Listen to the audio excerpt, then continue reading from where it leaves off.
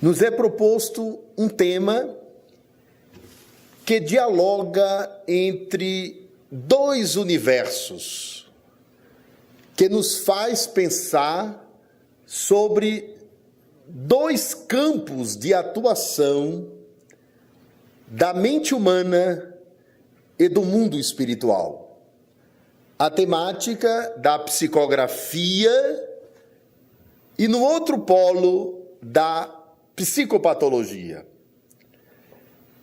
Devemos recordar inicialmente, para o nosso aprendizado, que a história daquilo que nós vamos tentar conceituar e esclarecer no campo da psicopatologia começa com um diálogo de dois grandes cientistas no século XIX.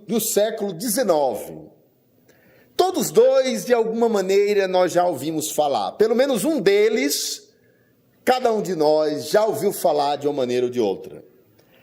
Trata-se de um diálogo, de uma interface, de uma aproximação científica entre aquele que entrou na história da psicologia, da psiquiatria e da psicopatologia com o grande nome de Jean Charcot.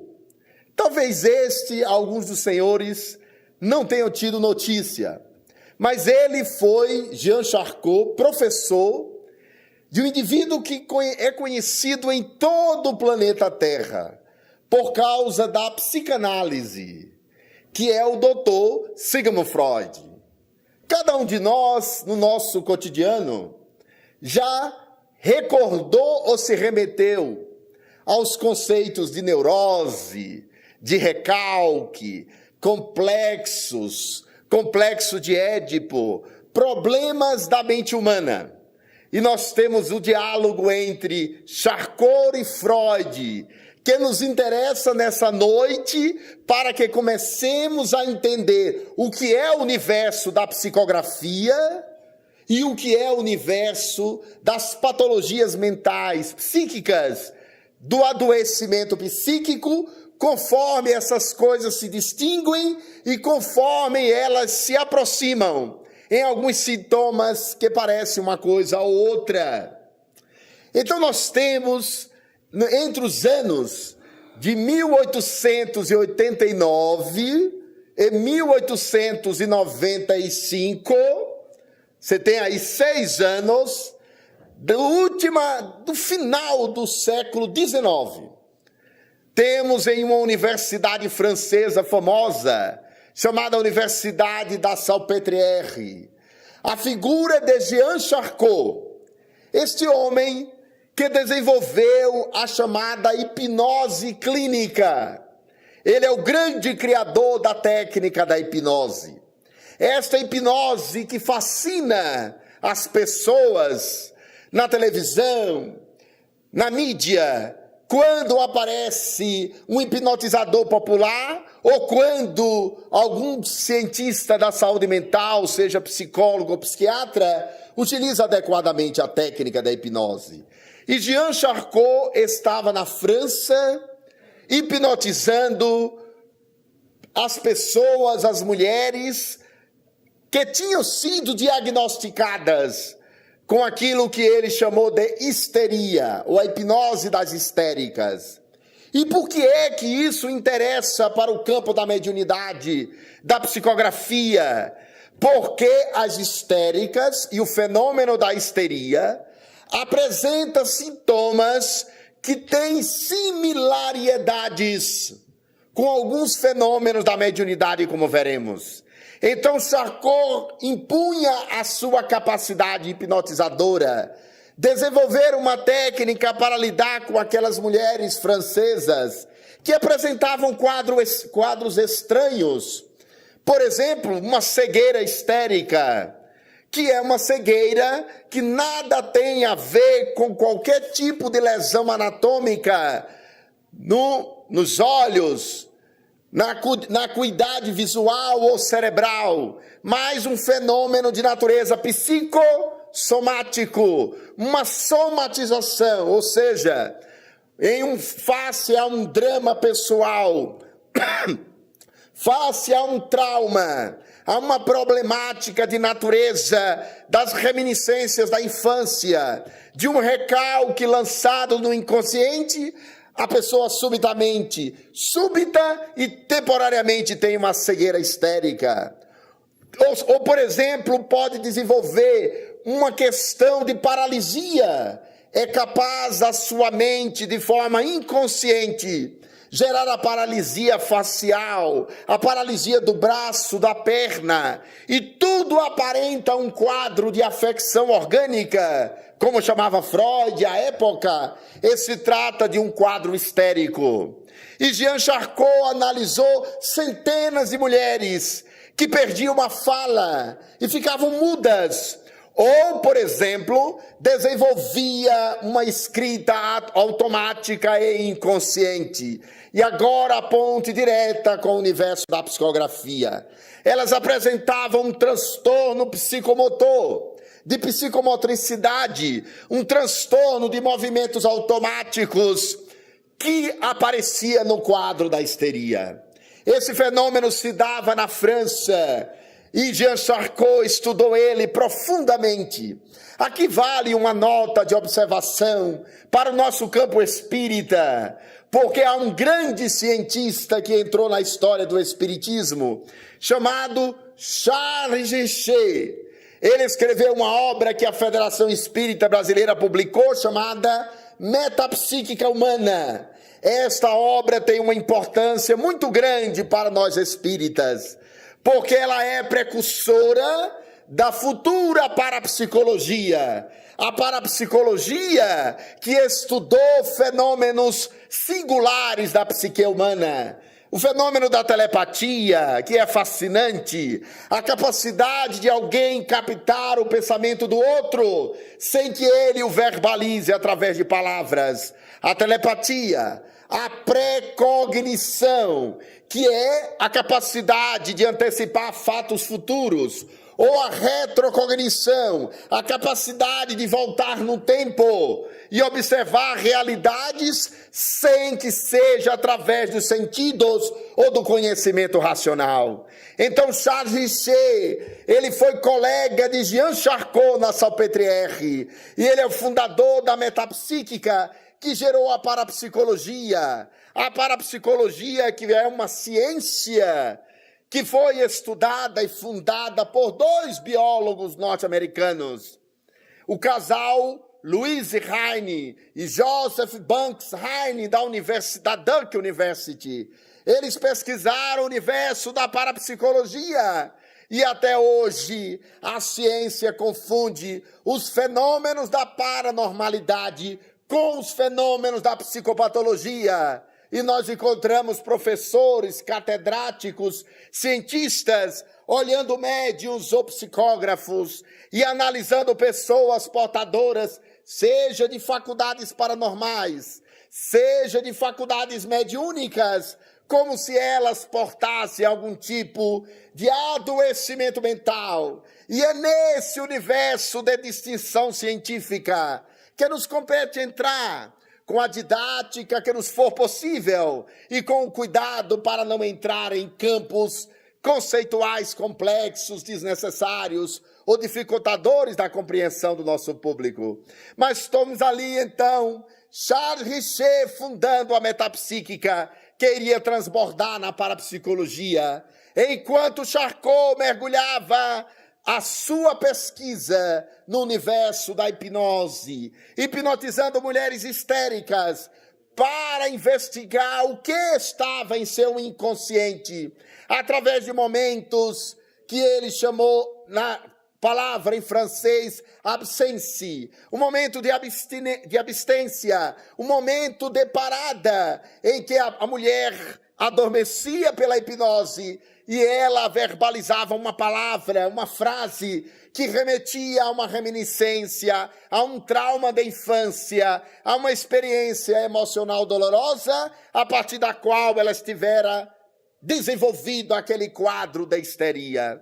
Então Charcot deixou a sua herança científica da técnica da hipnose. Freud saiu da França e foi estudar esse mundo maravilhoso do inconsciente humano para apresentar em 1912 a sua teoria da sexualidade humana e ser ridicularizado por uma plateia europeia em Viena, Áustria, porque ele estava falando de algo extremamente complexo, que não pode ser comprovado em laboratório, mas que é factível de ser observado a cada passo em nossa vida, que é a invasão do inconsciente. Então Freud demonstrou que nós temos muito além da consciência, pelo menos 3 níveis de realidade: o inconsciente, o pré-consciente e a consciência. E ele observou que o inconsciente guardava um universo inteiro de recalques e repressões, um universo no qual estava imerso os nossos traumas, tudo aquilo que não poderíamos trazer à consciência estava recalcado no nível do inconsciente.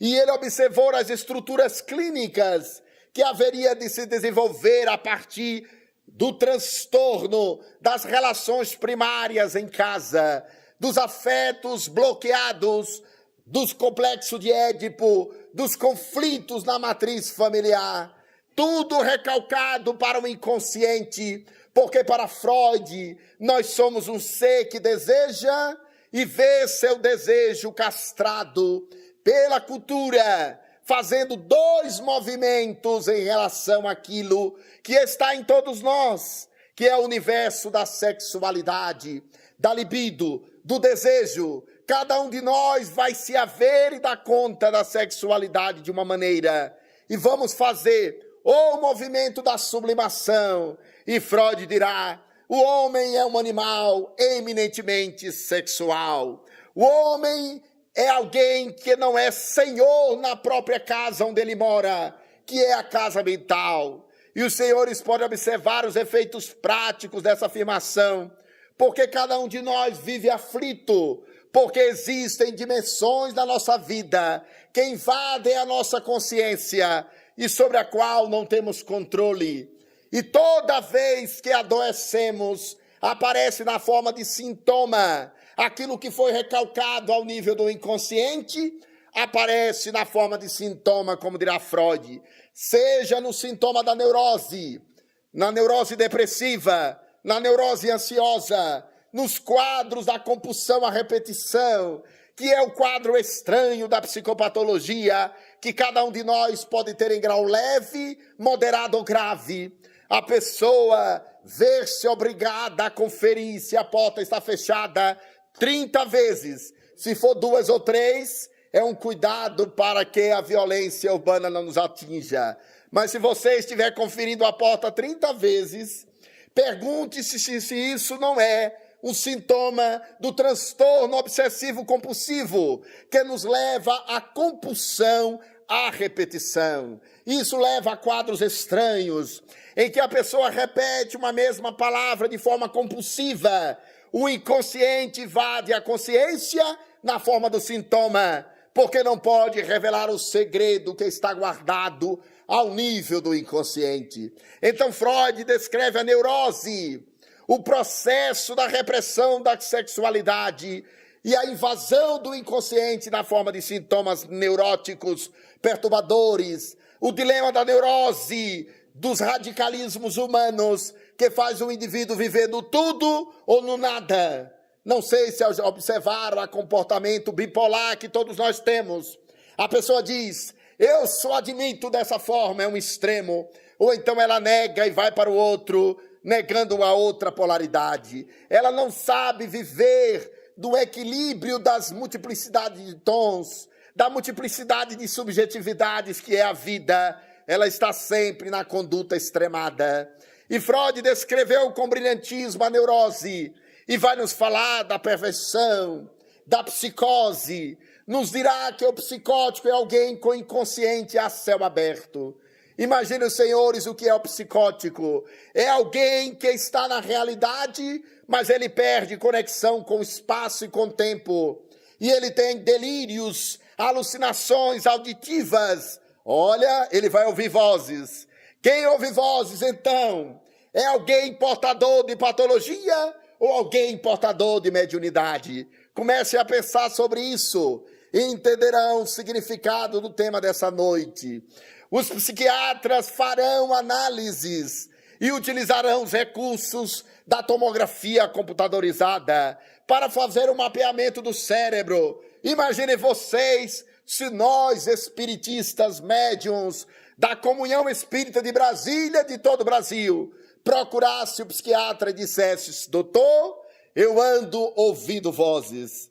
Ele dirá: vamos fazer a tomografia, vamos analisar o equilíbrio neuroquímico e vamos observar se tem alguma lesão anatômica no córtex, no mesencéfalo, em alguma estrutura do cérebro, porque talvez você esteja entrando numa faixa de delírio. E muitos médiuns e pessoas que legitimamente estão no universo da mediunidade foram lançadas ao longo dos séculos em manicômios, em hospitais psiquiátricos, para resolver um problema que não era nem de cérebro, nem de hereditariedade e nem de padrão emocional. Era de capacidade de entrar em frequências, estados de captação psíquica, que a parapsicologia corretamente chamou de percepção extrasensorial. Nós temos percepções pelos 5 sentidos: a visão, a audição, o paladar, o olfato, enfim, os 5 sentidos. Mas nós temos um universo de percepção que Joseph Banks Heine e Louise Heine chamou de percepção extrasensorial. É tudo aquilo que captamos sem a utilização dos sentidos. Vemos sem os olhos, ouvimos sem a necessidade da captação auditiva sonora e podemos entrar em faixas que vai além do espaço e do tempo, universo da paranormalidade. Então nós vemos que as estruturas clínicas vão se desenhando em Freud, e ele chamará de perversão, a atitude de deslocamento e translocamento do objeto da sexualidade. As perversões dariam conta de explicar os indivíduos que são pedófilos, que têm taras ou manias de natureza sexual, que são perturbados do ponto de vista da sexualidade, que alteram o objeto da sexualidade para conformá-lo ao seu transtorno de perversão. E eles sentirão fantasias estranhas, necessidade de atividade sexual com animais, necessidade de atividade sexual com cadáveres, na necrofilia, todo o universo de patologias e perversões que são do universo da perversão. Assim como terá o universo, como dissemos, da psicose. E a psicose, o indivíduo vai ter estranhas manifestações psíquicas. Ele olhará para um ar-condicionado e, ao invés de ver o equipamento de refrigeração, que bem que poderia estar ligado, ele vê um equipamento que não é mais o ar-condicionado, mas uma barata gigante que vem devorá-lo. Ou ele olha para um cano e vê uma cobra. Ele tem uma alucinação de natureza de delírio alucinatório, um fenômeno da psicopatologia e da psicose, porque o seu inconsciente está a céu aberto. Tudo aquilo que deveria estar guardado e regido por 3 instâncias fundamentais, sem as quais a nossa mente se desordena, segundo Freud. O grande psiquiatra vienense, criador da psicanálise, autor de uma teoria que abalou no mundo, porque ele afirmava que existia sexualidade na infância. Não confundir sexualidade na infância com genitalidade e com desejo sexual do adulto. Trata-se da libido e da capacidade da criança de sentir prazer ao ser amamentada por sua mãe. É a fase oral do desenvolvimento da sexualidade em Freud. Ele dizia que nós passamos por fase do desenvolvimento psicossexual, a fase da analidade, a fase da oralidade e, na fase adulta, a fase da genitalidade, da atividade sexual natural e normal. Então a criança, ela se locupleta de prazer ao ser amamentada e ela viverá as experiências de prazer com a sua mãe do universo da libido, até que ela sofre o processo da castração, porque na teoria psicanalítica a menina há de se apaixonar pelo pai e o menino há de se apaixonar pela mãe. Tendo a castração dos dois lados, ele tem o primeiro recalque e começa o desenvolvimento da subjetividade em Freud. O que nos interessa aqui é reconhecer que a psicopatologia é uma ciência verdadeira e que ela está a tentar compreender o estranho fenômeno do transtorno mental, que a doutrina espírita vai dar uma larga contribuição.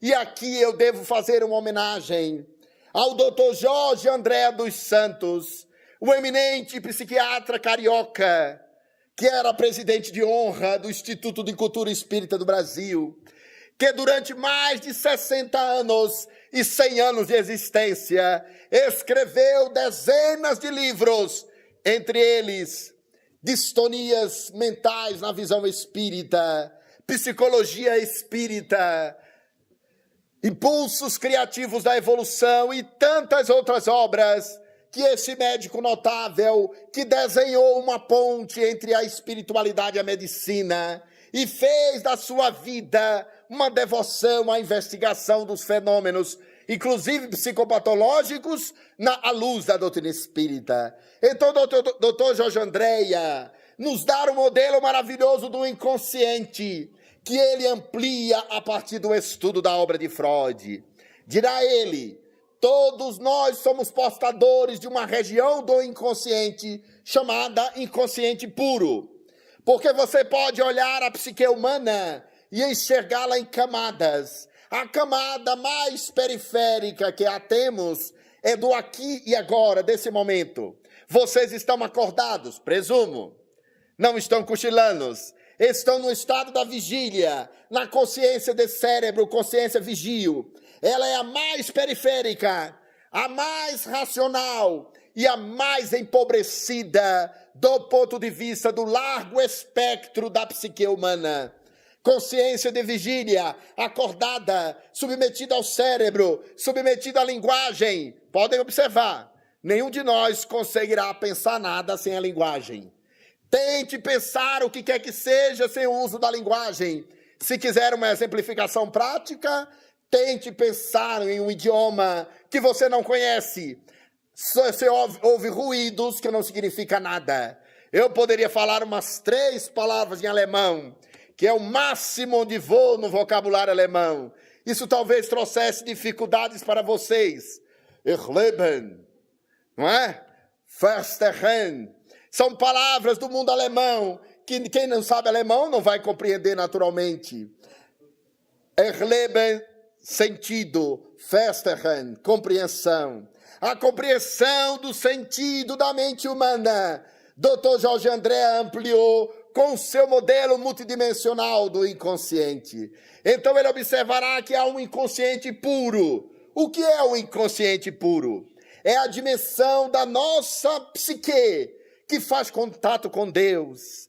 É a nossa origem mais antiga. É aquilo que o Dr. Carl Gustav Jung chamará de arquétipo. Uma estrutura profunda e universal que norteia o nosso processo evolucionário.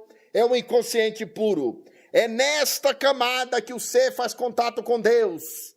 É uma camada profunda, inacessível na forma imediata e muito longínqua da consciência de vigília tal qual nós a temos. Inconsciente puro. Depois ele fala de um inconsciente arcaico.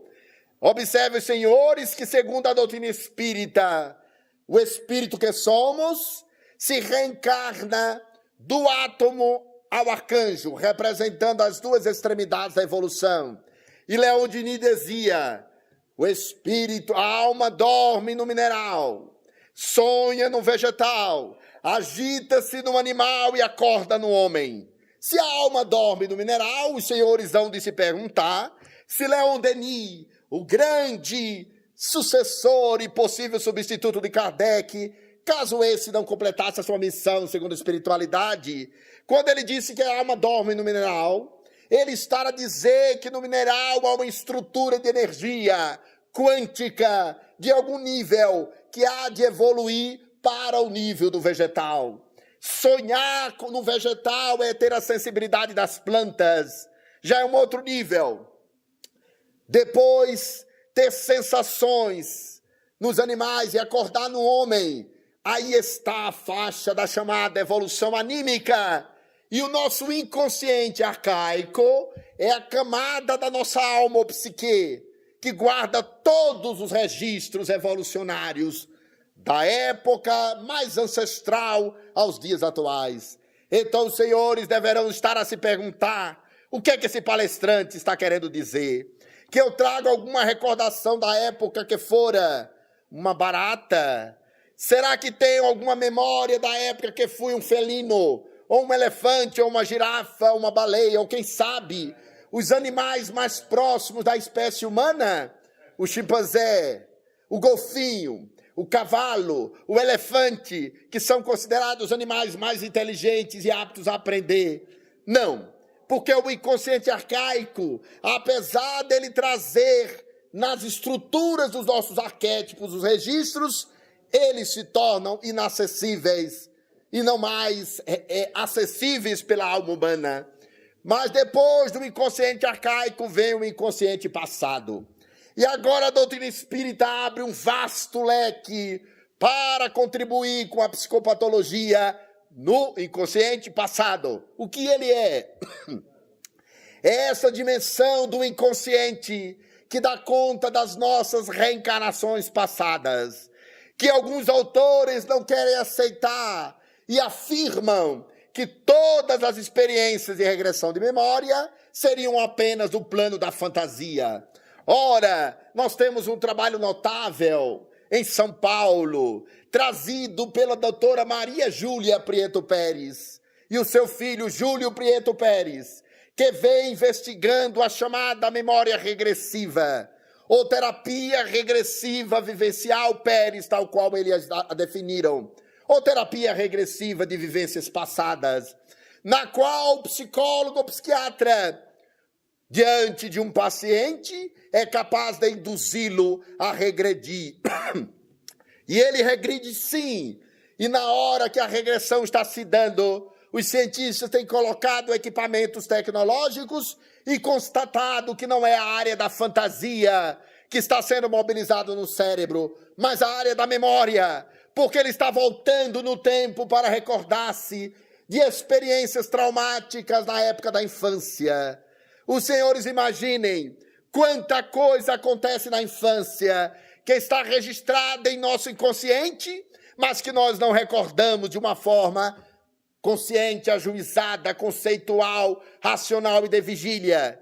Mas está depositada o dia lamentável que nossos pais, ou algum pai, ou alguma mãe, em algum momento pensou em nos abortar, ou abortar a quem quer que seja. E a criança no ventre materno, segundo a dinâmica perinatal dos pesquisadores franceses, da chamada psicologia pré-natal, ela escuta e ela sabe que é a sua mãe que cogitou em matá-la, sentindo ela a dor emocional de ouvir a voz da sua mãe e guardar no inconsciente a ameaça do aborto. Feita a regressão de memória, aquela estranha antipatia da filha com a mãe, aquele estranho conflito entre filhos e pais, é trazido à emergência da consciência pela terapia regressiva de vivências passadas e descobre-se que estava no desejo oculto e inconfessável do pai ou da mãe ou dos pais de matá-la quando estava no ventre materno. A regressão de memória vai trazer uma contribuição ao universo da psicopatologia porque o psicólogo, espírito ou não, especializado na terapia regressiva a vivências passadas, vai fazer o indivíduo revisitar a experiência, ressignificar o trauma, voltar e visitar a cena para desfazer o nó. Então, o Dr. Jorge Andréa fala do inconsciente passado, que é o inconsciente no qual está recalcado, como diria Freud, só que muito antes dessa encarnação. Porque os cientistas trabalham com o modelo de inconsciente pessoal, aquele que vai do berço ao túmulo. E hoje a psicologia pré-natal já ampliou esse inconsciente e foi buscá-lo no ventre materno. Nas primeiras experiências, que vai acontecer um fenômeno maravilhoso. Os senhores imaginam o que é que representa os 38 semanas de gestação que todos nós passamos. 38 semanas na qual nós recordamos toda a evolução biológica das espécies. Aquilo que o Dr. Hernani Guimarães Andrade chamava da filogênese à ontogênese. Nós repetimos da ontogênese, que é a formação do embrião, toda a filogênese. Observe que começamos em uma célula única. Um dia, biologicamente, fomos um ser unicelular. 23 cromossomas masculino, 23 cromossoma feminino. O óvulo e o espermatozoide constituem célula única. Fomos uma célula única do ponto de vista da concepção. Começamos a dividir o nosso corpo em células pelo fenômeno da cisciparidade, gemulação. Formamos o tecido ósseo, evoluímos e finalmente estamos com um corpo completo, passando por todas as etapas que um dia aconteceu na evolução biológica das espécies. Isso tudo faz parte do inconsciente passado e atual. O passado dá conta das encarnações passadas e o atual é o inconsciente que começou a se constituir do registro das experiências na dinâmica perinatal, no ventre materno, até a fase que estamos, na idade que temos. Então a doutrina espírita lança luz no universo das psicopatologias para falar que há problemáticas que são, sim, relacionadas a vidas passadas. Nem todas elas. O erro grave que o espírita comete, ou que qualquer profissional poderia cometer, é agir de forma extremada. Tudo está ligado a vidas passadas. Errado. E existe uma dinâmica perinatal para cá, uma dinâmica interpessoal na família, uma dinâmica social no tempo em que você vive, que gera problemáticas desta encarnação e aquelas outras mais complexas que dizem respeito a existências passadas. A psicopatologia é obrigada a dialogar hoje com a espiritualidade, porque ela não dá conta de acusar médios por toda parte de serem pessoas adoecidas. O DSM-4, que é o Código das Doenças Mentais definidas para o mundo pela Associação Americana de Psiquiatria, estabeleceu a distinção entre o transe da psicopatologia e o transe espiritual. Os senhores imaginem o que poderia representar para o mundo se a psiquiatria dissesse toda pessoa que entra em transe é um psicótico e tem um transtorno mental. Só no Brasil nós teríamos 6 milhões de psicóticos, que somos nós, os espíritas, espalhados pelo mundo ao longo da história. Pessoas de diversas culturas entram em transe espiritual. Chega um momento que a Organização Mundial de Saúde e a Associação Americana de Psiquiatria disse não. O transe espiritual é religioso e cultural. Nada tem a ver com a doença mental. E há aquele outro transe psicopatológico, que são os estados alucinatórios de psicóticos. E aqui agora a doutrina espírita entra, alargando a visão e demonstrando que a mediunidade, ao contrário do que se poderia esperar, é capaz de promover a saúde mental e não prejudicá-la. Os senhores imaginem o que representaria para a ciência afirmar que uma pessoa como Francisco Cândido Xavier, o mineiro do século, o homem chamado amor, a criatura mais dócil que pisou no chão da terra nos últimos decênios e talvez séculos, o indivíduo que levou as multidões do mundo a respeitá-lo pela sua sabedoria, pela sua ética, pelo seu amor ao próximo. A sua lucidez crescia tanto quanto a mediunidade se instalava nele. E ele, quando tinha 21 anos de idade apenas, psicografou uma obra notável que sensibilizou o mundo e que trouxe para nós 54 poetas mortos, precisamente desencarnados, que trouxeram mensagens tão precisas. Entre eles estava a figura de Machado de Assis, Castro Alves, Augusto dos Anjos, poetas portugueses e espanhóis, brasileiros, poetisas, poetas e literatos que escreveram pelas mãos do Chico com a característica da forma automática. Porque a psicografia de Chico Xavier, como ele entrava no transe sonambúlico e transbordava a lei do corpo desdobrando-se, os espíritos eram capazes de escrever de forma automática e, ao final, colocar o tom da assinatura em centenas de mensagens chamadas cartas aos familiares e também das psicografias de conteúdo intelectual e científico. Quando Chico Xavier publicou o seu Parnaso de Além-Túmulo, foi um choque tremendo. E cada um dava uma teoria para explicar, porque ali estava Castro Alves de volta de novo. Ali estava a métrica, o estilo dos romancistas, dos expressionistas, dos naturalistas, dos poetas brasileiros, a grandiloquência de Castro Alves, o romantismo, o parnasianismo, o realismo de outros tantos, e cada qual trazia a sua métrica. E alguns chegaram a cogitar, não, mas Chico Xavier gosta muito de ir para a biblioteca. Ele deve estar lendo o estilo de cada um, como se fosse possível a um homem de formação primária, porque só tinha o primário, que era educação básica, instrumental inicial à época, conseguir reproduzir a métrica de cada um daqueles autores.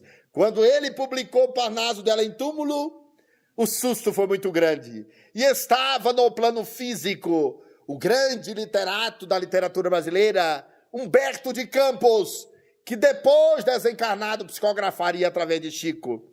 Ele deu uma entrevista nos anos 30, dizendo: se esse jovem mineiro continuar a psicografar desse jeito, nós, os literatos, estaremos desempregados e em maus lençóis, porque ele estava trazendo todos os poetas do passado com o brilhantismo e estilo de cada qual. Então, Chico Xavier é a prova robusta que a mediunidade promove a saúde mental. Ela gera um equilíbrio neuroquímico e, ao contrário do que se poderia imaginar, ela traz saúde mental porque confere plenitude. Durante décadas, as pessoas não entendiam qual era a função da glândula pineal. E a ciência se perguntava qual o papel neurobiológico dessa glândula pineal que parece não ter função. E os estudos da ciência e da espiritualidade têm demonstrado que a glândula pineal é essencial, conforme disse André Luiz, em Mecanismo da Mediunidade. Quando o médium entra em transe, a glândula pineal fica, do ponto de vista vibratório, iluminada, e descobre-se depois que ela é o maior produtor de neurotransmissores, capaz de gerar uma neurotransmissão do fenômeno da mediunidade, porque a mediunidade é uma passagem de um sinal vibratório do campo perispiritual, espiritual, para o sinal físico da percepção do cérebro. O médium que escreve ou é capaz de transmitir a mensagem de um espírito que utiliza-se das suas cordas vocais, ele consegue transcodificar, fazer uma tradução entre ondas de natureza perispiritual, mundo espiritual, que é magnetismo espiritual, e percepção de natureza cerebral, que vai se transformar em linguagem escrita, que vai se transformar em palavras, na psicofonia. Então a doutrina espírita dirá, a mediunidade, ao contrário, não só é necessária, como a ausência dela, quando o indivíduo a tem, gera síndrome da abstinência mediúnica. Milhares de pessoas foram lançadas em manicômios porque ouviam vozes. E ouvir vozes é uma característica do psicótico, como é uma característica do médium. E agora? Olha a enrascada que eu coloquei vocês. E os espíritas como um todo. O psicótico ouve vozes e ver imagens que não são reais.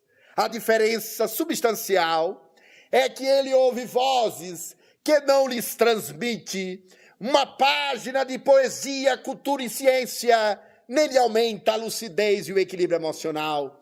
Ele ouve vozes confusas, que são resultado do seu mundo interior fragmentado, do seu transtorno neuroquímico. Ele vê imagens que não existem. Imaginem vocês, se entrasse eu aqui agora em surto psicótico e dissesse para vocês, eu estou vendo Jesus Cristo na minha frente. É um centro espírita, os mais entusiasmados diriam, meu Deus, ele entrou em transe. Não, estaria surtando mesmo. E aquela pessoa que tem surto psicótico, ela dirá, está aqui ao meu lado Jesus Cristo, Napoleão Bonaparte, Maria, e enfim, outras personalidades. E o psiquiatra é obrigado a dizer, então vamos conversar com eles. Porque são personagens que compõem o seu quadro de delírio. Não são reais. A mediunidade vai nos trazer as personalidades extracorpóreas. Imagina que se fosse delírio, que delírio maravilhoso seria a figura do mentor espiritual de Emmanuel, que ao conversar com Chico, trazia para ele a métrica da responsabilidade mediúnica. Chico Xavier, muito jovem ainda, quando Emmanuel apareceu para ele por primeira vez, e ele disse, então, quem é o senhor? E o que precisamos fazer juntos? Quem é o senhor? Ele falou do nome, dissera quem tivera sido e disse, a nossa missão é psicografar 30 livros. Chico Xavier olhou para ele e disse, não vai dar não. Não vai dar não, porque eu não tenho dinheiro para comprar papel. Eu não tenho capacidade de escrever. Eu tenho meus irmãos para cuidar. Não tenho tempo para escrever. O Emmanuel disse, a nossa missão é escrever 30 livros. E o Chico, com aquela mineirice e simplicidade dele, olhou para Emmanuel e disse, mas o que devo fazer? E ele então traz a métrica da disciplina dos jesuítas, que vai dizer para ele 3 normas a seguir. A primeira, disciplina. A segunda norma, qual é? Disciplina. E a terceira norma, disciplina de novo. E a maioria de nós fica a imaginar que a disciplina que Emmanuel estava falando era aquela que nós conseguimos cumprir.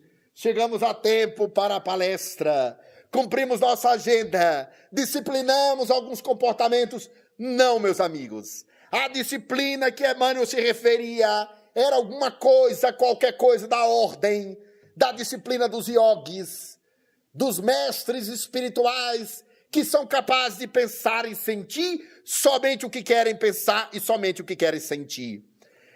Paulo de Tarso falou desse conflito. O grande apóstolo dos gentios dizia, o bem que quero fazer, não faço. O mal que não quero fazer, faço. Essa contradição entre o que pensamos e sentimos é um problema diário. Então o Espírito Emmanuel chegou para Chico e disse, escreveu 30 livros com ele. E o Chico disse, agora está na hora de parar e eu quero casar. E isso está na biografia do Chico e ele confirma para todos os biógrafos. Eu quero casar, seu Emmanuel. Eu quero constituir família. O Emmanuel disse, você até pode, meu filho. Só não sei se vai dar certo. Só não sei se você ficará muito tempo no corpo depois dessa experiência. E ele desistiu. porque a sua vida era de total e absoluta, exclusiva dedicação ao ministério da mediunidade. Quando ele completou 100 livros, e aí vem a história da disciplina de novo, o Chico já tinha escrito as obras Coleção Nosso Lar, Evolução em Dois Mundos, Mecanismos da Mediunidade, Entre o Céu e a Terra, e tudo mais. E daqui a pouco o Emmanuel disse, eu quero escrever de você, nos anos 50, 60, eu quero escrever as minhas memórias. Como assim, seu Emmanuel? As minhas memórias. Eu quero contar para o mundo as memórias da 2000 anos. As memórias do escravo Nestório, do padre Silviano, das encarnações que tive, das histórias que vivi. Só tem um detalhe. Você precisa estar num estado de serenidade profundo. Olha o compromisso. Imagina se algum alucinado, psicótico, transtornado, consegue ficar sereno um minuto que seja. Nós, os transtornados da vida, não conseguimos nem assistir uma palestra direito às vezes.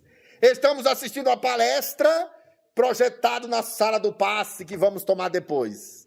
Estamos na palestra sonhando com o lanche que virá depois, ou então voltado ao tempo e lamentando a briga com o patrão e o chefe na tarde que antecedeu. Estamos inquietos. As pessoas faziam pergunta a Chico Xavier e diziam, Chico, me explique isso. E como todos os sábios, ele ficava às vezes 2, 3 minutos pensando. Então o Chico não vai responder, ele disse, calma meu filho, estou pensando. Porque nós somos criaturas inquietas. Perguntamos alguma coisa, a pessoa tem resposta na hora. Todas as pessoas que têm formação oriental e profunda, hábito de meditar e serenidade espiritual, demora para responder uma coisa, porque está processando a informação. E o Emmanuel disse, é preciso ter disciplina psíquica, mental, para que eu possa escrever as minhas memórias. Muito bem. E o Chico ficou numa dificuldade muito grande, porque ele era o irmão mais velho, e todos os irmãos estavam sob os cuidados dele. O seu pai já tinha desencarnado, ele trabalhava muito, e era muito atropelo. Ele dizia, seu Emmanuel, eu vou assumir um compromisso com o senhor. A partir de agora, aconteça o que acontecer, eu estarei sereno. E ele vai desenvolver o estado de serenidade. Esta serenidade que fala quando quer, sente o que quer, e não se permite corromper pelo mal ou pelos males da vida e do mundo.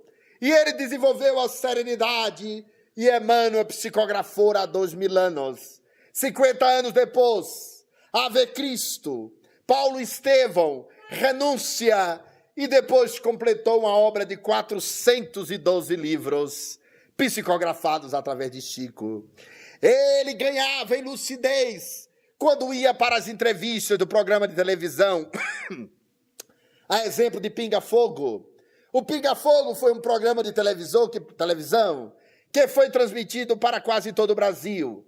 Em 1971, a nossa TV Brasília, de Brasília, naturalmente, entrou em cadeia nos diários associados e trouxe para a capital do Brasil a figura de Chico Xavier, que respondia a perguntas científicas que as pessoas faziam, os jornalistas, filosóficas, históricas.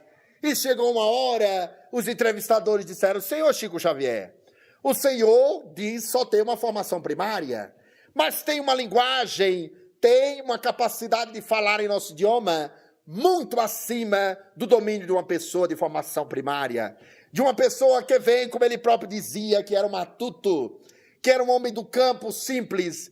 E ele responde, tudo que os senhores vejam de mérito na minha linguagem é apenas a influência iluminada do Espírito de Emmanuel, porque no dia a dia cometo atropelos gramaticais e sou uma pessoa de fato de formação primária. E o Emmanuel trazia a lucidez intelectual a Chico, científica, filosófica, demonstrando que os cientistas precisam distinguir o estado de consciência alterado do estado alterado de consciência. O Dr. Stanislav Grof, em um livro notável chamado Além do Cérebro, Dr. Grof é um psiquiatra tcheco que se transfere para os Estados Unidos nos anos 60. E ele vai estudar os esquizofrênicos da América do Norte como psiquiatra, atendê-los, pesquisá-los e vai observá-los do ponto de vista da regressão de memória e de experiências passadas. Ele vai dizer, é preciso saber a diferença entre estado de consciência alterado, que já está dizendo, de consciência alterado, é o estado psicopatológico, é o delírio esquizofrênico, é a alucinação visual, é a alucinação auditiva, é o transtorno mental, estado de consciência alterado. Agora, o estado alterado de consciência, estado alterado de consciência é o estado psicopatológico. E o estado de consciência alterado é o estado parapsicológico. Porque os médiuns entram em transe e eles estão em uma faixa de utilização do cérebro no sonambulismo, na mediunidade, na psicografia, que não é psicopatologia. Eu vou terminar a palestra, porque o tempo acabou, e eu vou pedir licença aos senhores e à nossa coordenadora para contar-lhes uma história muito breve, pela qual eu consigo entrar no nosso livro, que trago para vocês, que é o Psicografias. Aqueles que quiserem conhecê-lo depois da palestra, depois do passe, vão ter a oportunidade de receber um abraço e conhecer este livro. Muito bem, eu estava uma sexta-feira à noite na minha casa, já tinha colocado as crianças para descansar e já ia repousar quando, como indivíduo perturbado que vocês já viram que sou, escutei uma voz. Isso era o mês de julho, agosto de 2002, o ano que Chico Xavier desencarnou. Então ouvi uma voz que disse, fique na sala, vai valer a pena. E eu estava cansado, tinha trabalhado o dia inteiro, queria descansar, fique na sala, vai valer a pena. E eu disse, então eu vou ficar, não é? Por que não? E eu fiquei para assistir uma entrevista de programa de televisão. E o entrevistador, que não há problema nenhum falar dele aqui, era o Jô Soares. E ele então disse, eu vou entrevistar fulano, beltrano e cicrano, e citou as 3 personalidades. Estava entre elas o autor do livro As Vidas de Chico Xavier, Marcel Sotomayor. E ele disse, vou entrevistar, entrevistou. Ele falou de Chico Xavier, o Marcel, de uma forma brilhante. O Chico tinha desencarnado em 30 de junho de 2002. Naquele junho de 2002 que o Brasil ganhou a Copa. E o Espírito Emmanuel dizia para Chico, Chico, você vai desencarnar no dia que o povo brasileiro vai estar em festa, feliz. E quando ele falava para as pessoas isso, as pessoas diziam, então não vai ser nunca, Chico, que o povo brasileiro feliz, e ele desencarnou no dia da vitória do pentacampeonato. Muito bem, eu assisti a entrevista, Marcel falou do Chico maravilhosamente bem, fui descansar e esqueci o assunto. 1, 2 ou 3 semanas depois, naquele julho, chegando agosto, eu chego aqui na Comunhão Espírita de Brasília, essa história se deu aqui, era um sábado à noite, eu tentei me aproximar, isso aqui estava lotado de pessoas, auditório cheio na reunião das 19 horas, e tinha um palestrante. Eu olhei pela janela e pensei, que será? Será que o Divaldo Franco está aí? Não, não era. Quem é que estava aqui? O Marcel Sotomayor, que havia feito As Vidas de Chico, e o Brasil Espírita estava convidando ele por toda parte. Eu me aproximei, à época eu tinha um programa de televisão chamado Sinais da Evolução, que os mais velhos talvez lembrem.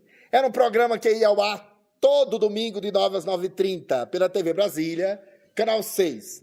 Eu me aproximei do Marcel e disse, Marcel, eu gostaria de entrevistar você, já que fez uma biografia de Chico, eu tenho um programa de televisão espírita. Ele disse, então façamos isso. Me deu o endereço, ele ia ficar para o outro dia, num domingo a gente entrevistei ele, num Parlamundo da LBV. Entrevistamos, ele contou a história do livro de Chico e tudo mais. 50 minutos para editar para 30, ele foi embora, se despediu e disse, quando estiver pronto, me mande o DVD. Muito bem, ele foi embora. Coisa de 20 dias depois, eu estou na nossa reunião de psicografia e tenho trabalhado há mais de 2 décadas com essa atividade. Um dos grupos foi aqui no Batuíra, na Comunhão Espírita, e na nossa psicografia veio a seguinte mensagem. Querido Marcel, volto contente do outro lado do rio da eternidade. Sua tia e seu avô pedem que você persevere na grande obra de divulgar a vida e a obra do grande apóstolo do Espiritismo, Chico Xavier. Um beijo da sua tia Lourinha. Eu olhei para aquela mensagem e disse, meu Deus, olha que gelada. Veio uma mensagem com um apelido para uma pessoa que é um jornalista da Globo, que escreveu um livro sobre as vidas de Chico e que declarava nos congressos que não era espírita, nem acreditava na vida espiritual. Não teve problema. Eu peguei a mensagem e guardei. E as tais das vozes, que os psiquiatras dizem ser um delírio psicótico, alguns deles, ficava, mande a mensagem, confie na sua mediunidade, entregue ao destinatário. Não mando. Mande a mensagem. Não mando. Mande a mensagem. De tanta perturbação, resolvi mandar. E então eu liguei para a casa dele, com aquele jeito de pessoa sem graça, que liga para a casa de uma pessoa que não tem intimidade. Posso falar com o senhor Marcel? Isso tem muitos anos. Nós estamos no ano de 2002, quando esse fato se deu. Eu liguei para ele, atendeu a secretária, vou ver se ele pode atender. Eu disse, meu Deus. Finalmente ele veio. Marcel, lembra de mim? Sou eu, Denizak, de Brasília, que fez a entrevista. Claro que lembro. Como vai? Tudo bem? Tudo bem. Olha, Marcel, estou ligando para pegar teu endereço, mandar o CD com o programa. Ah, ótimo. Confirmamos o endereço. Logo depois eu tive a coragem, tomei coragem e perguntei, existe alguma pessoa na sua família? Existe alguém que você conheça com o nome de Tia Lourinha? Olha, imagine a resposta do outro lado. Não conheço ninguém com esse nome. Na hora eu disse, pois bem, para mim mesmo, né? Que perturbado sou eu. Devo me internar. Olha que espírito desgraçado, só pode ter sido um obsessor. Que me fez ligar para o Rio de Janeiro, me expor e tal. Aí ele perguntou do outro lado, você recebeu alguma mensagem com esse nome? Ele sabia que eu era médium. De jeito nenhum. Coisa nenhuma. E eu me desfiz. Não, mas tudo bem, qualquer coisa checa, tá. 20 minutos depois, o autor das vidas de Chico Xavier ligou para mim, quase que transtornado, e disse assim, Denizar, pelo amor de Deus, existe a Tia Lourinha. Ele ligou para o pai, existe a Tia Lourinha na família, alguma pessoa com esse nome? Nunca ouvi ninguém com esse nome. Ligou para a mãe, existe? A mãe disse, claro que sim, meu filho. Ela era vizinha, muro a muro da sua tia Maria. Esta sim, tia biológica. Todos os sobrinhos netos chamavam-na de tia, porque ela era comadre da tia Maria. E você a conheceu, tinha 4 anos. Ela foi embora, você tinha 4 anos. Morreu de câncer, na Tijuca, 1954. Este cidadão, uma semana depois, veio para Brasília e se instalou na nossa reunião mediúnica. E ele escreveu um livro notável que vocês encontrarão aqui na Comunhão Espírita de Brasília. Só é subir o primeiro andar. Por trás do véu de Ísis. Ele escreveu as vidas por trás do véu. Na primeira frase vocês vão encontrar essa criatura que vos fala. Um tanto perturbadinho que está terminando a palestra, porque ouve vozes. E segundo a psicopatologia, quem ouve voz é perturbado, não é? E está lá, professor universitário, liga para mim e tal, a história da Tia Lourinha, eis que está no livro. E nós recebemos psicografias de muita gente. Eu vou ler, para terminar a palestra, uma mensagem que está nesse livro. As mensagens que são cartas aos familiares, eu posso ler de público. Essa aqui, entre outras, eu entreguei, talvez a tia dele não esteja aqui. Essa história se deu aqui na comunhão e eu entreguei à família quando nós recebemos. Papai, olhei para você e tive vontade de beijá-lo como fazia na vida que tivemos. Fui com você à comunhão e assisti à pregação. Não é fácil vencer a saudade, mas temos que aceitar a minha passagem. Agradeço o seu carinho e sua presença constante no meu caminho. Estou em tratamento e quando tiver melhor, escrevo mais. Dê um beijo em minha tia e sigam juntos os ideais do Evangelho. Agora preciso encerrar. Seu filho saudoso, porém confiante, Roberto Menezes. Não há mais tempo, mas tem muitas outras mensagens que são cartas aos familiares e que nós entregamos para as pessoas. E por isso mesmo estamos aqui a apresentar-lhes. É um conjunto de psicografias, algumas delas recebidas na comunhão, outras no GEAI, Grupo Espírita Abrigo da Esperança, que trouxemos a público. A doutrina espírita, portanto, traz essa mensagem de esperança, de imortalidade da alma, e nos convida ao grande despertar espiritual. Ao despertar que sintetiza o poema que diz: desperta a tua alma adormecida nas ilusões perigosas desta vida. Não te detenhas entre as sombras do caminho, as belas rosas também trazem seus espinhos. Se alguém magoou teu coração, não te entristeças sem oração. Sendo a vida na terra passageira, se caminhas para a libertação, esqueças ofensas e perdoa, segue para a tua evolução. Se tens conhecimento do Evangelho, se praticas um pouco a caridade, não podes dizer que não sabes ou não conheces o que é a felicidade. Ergue teu olhar, fita a natureza, pensa que pode ser leve o teu fardo, suave a tua cruz, se tiveres no teu coração Jesus. Que o Mestre do amor e da paz nos abençoe e nos ampare, hoje e sempre. Muita paz.